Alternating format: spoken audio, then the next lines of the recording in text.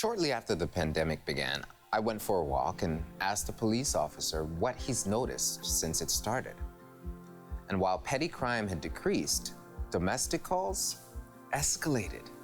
Now, logically, we can surmise that the stress and fear of the worldwide pandemic, the lack of access to healthy coping strategies, and the inability to avoid long-standing issues was the perfect storm. While we might think that anger is the core issue in relational conflict, it's not. The issue is the lack of listening. James chapter 1, verse 19 says this to us: "My dear brothers and sisters, take note of this. Everyone should be quick to listen, slow to speak, and slow to become angry, because human anger does not produce the righteousness that God desires." The lack of listening. It's not just listening to others, but listening to ourselves.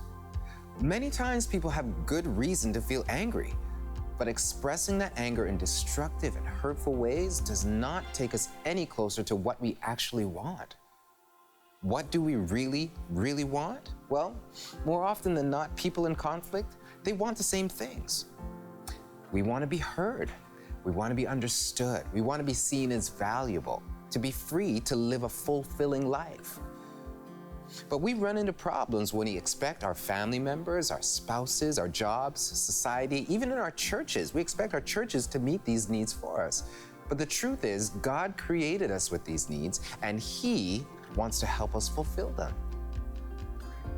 So when you find yourself feeling angry to the point of being unkind, take a minute to listen to what really has you upset.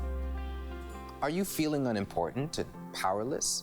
Maybe threatened, maybe insignificant? Are you feeling disrespected? If so, ask yourself, am I looking to the right person to help me feel better? Am I looking to the right person to meet this need?